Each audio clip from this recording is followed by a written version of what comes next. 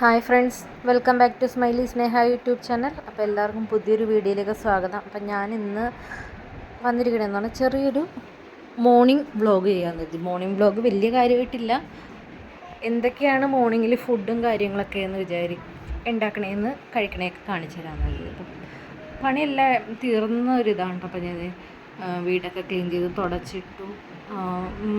അടുക്കളയിലെ രാവിലത്തെ പണിയൊക്കെ കഴിഞ്ഞ് പിള്ളേർക്ക് ഫുഡ് കൊടുക്കുന്ന ഒരു വീഡിയോ കേട്ടോ. അപ്പം ഇവിടെ പലർക്കും പല ടൈപ്പാണ് ഫുഡ്. ഇപ്പോൾ ശ്രേയസിന് നൂഡിൽസ് വേണമെന്ന് പറഞ്ഞാൽ നൂഡിൽസ് ഉണ്ടാക്കി കൊടുത്തു. സാകേതിന് ചോറും ചിക്കൻ കറിയും പപ്പടമൊക്കെ ഇട്ട് ചോറും കൊടുത്തു. ഞാൻ ഉപ്പുമാവും പഴവും ചായയും 2 പീസ് ചിക്കനും കൊടുത്തു. അപ്പോൾ അതേ ഞങ്ങൾ മോർണിംഗ് ഫുഡൊക്കെ കഴിച്ചുകൊണ്ടിരിക്കുക കേട്ടോ.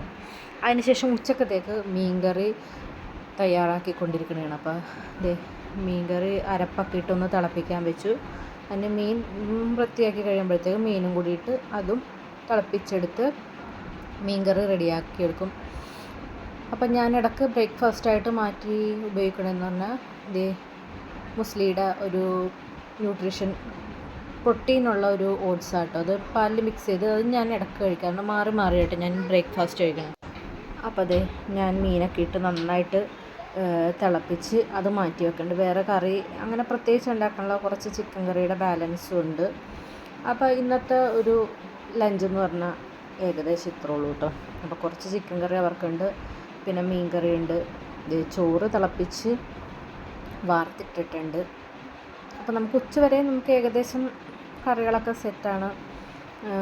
ചോറ് ഇതേ വറുത്ത് വെച്ചിട്ടുണ്ട്. പിന്നെ പപ്പടം നമ്മൾ നേരത്തെ തന്നെ മുളകിട്ട് വറുത്ത് വെക്കാറുണ്ട്, അതും സെറ്റാണ്. അപ്പോൾ ഇതാണ് നമ്മൾ ഉച്ചവരെയുള്ള എൻ്റെ ഒരു റുട്ടീൻ എന്ന് പറഞ്ഞു കഴിഞ്ഞിട്ടുണ്ടെങ്കിൽ.